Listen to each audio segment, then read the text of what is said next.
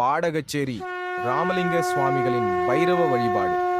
சமீப காலத்தில் ஸ்ரீகால பைரவ வழிபாட்டை மிகவும் முறையாக நிறைவேற்றி மக்களுக்கு நல்வாழ்வு அளித்த மகான் பாடகச்சேரி ராமலிங்க சுவாமிகள் ஆவார்கள். சித்தர் மரபில் வந்த இப்பெருமான் நாய்களுக்கும் உயிரினங்களுக்கும் மற்ற இடையே எந்தவிதமான வேறுபாட்டையும் காணாதவர். நாம் மனிதர்களுக்கு உணவிடுவதைப் போலவே இவர் முழு வாழை இலையை போட்டு சாதம், சாம்பார், ஸ்வீட், அப்பளம், வடை, பாயசம் என அனைத்து உணவு வகைகளையும் அன்புடன் பரிமாறி வைத்துவிட்டு அனைத்து நாய்களையும் அழைப்பார். ஒவ்வொரு முறையும் குறைந்தது 300 நாய்களுக்கு குறையாமல் அன்னதானம் அளிப்பது பாடகச்சேரி ராமலிங்க சுவாமிகளின் வழக்கம்.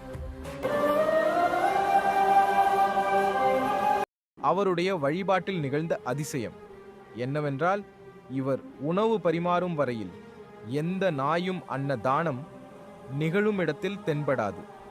வாழை இலையில் உணவு பரிமாறி முடிந்தவுடன் இவர் ஸ்ரீகால பைரவரை பிரார்த்தித்தவுடன் ஒவ்வொரு நாயாக வந்து மனிதர்களைப் போலவே இலையின் முன் அமர்ந்து கொள்ளும்.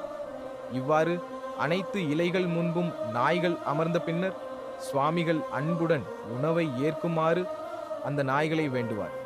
அதன் பின்னரே இவர் அழைத்த பைரவ மூர்த்திகள் உணவை அமைதியாக ஏற்பர். உணவேற்ற பின்னர் வரும்போது எவ்வாறு அமைதியாக வரிசையாக வந்து அமர்ந்தனவோ அதே பாணியில் ஒவ்வொரு நாயாக வெளியே சென்றுவிடும். எங்கிருந்து அத்தனை நாய்கள் வந்தன, மீண்டும் அந்த நாய்கள் எங்கு சென்றன என்பது இன்று வரை எவருக்கும் புரியாத ஆன்மீக இரகசியம்.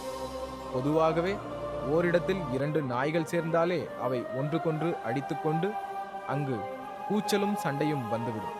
ஆனால் பாடகச்சேரி ராமலிங்க சுவாமிகளின் பைரவ பூஜையில் குறைந்தது 300 நாய்கள் இருந்தாலும் ஒரு சிறு சப்தம் கூட எழாது என்பதே பேரதிசயமாகும்.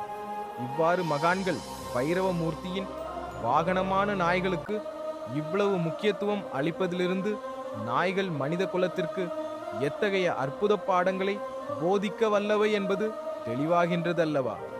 இதை மக்களுக்கு மௌனமாக உணர்த்தவே பைரவ மூர்த்திகள் நாய் வாகனத்தில் எழுந்தருளி உள்ளனர் என்பதும் பைரவ அவதார இரகசியங்களுள் ஒன்று.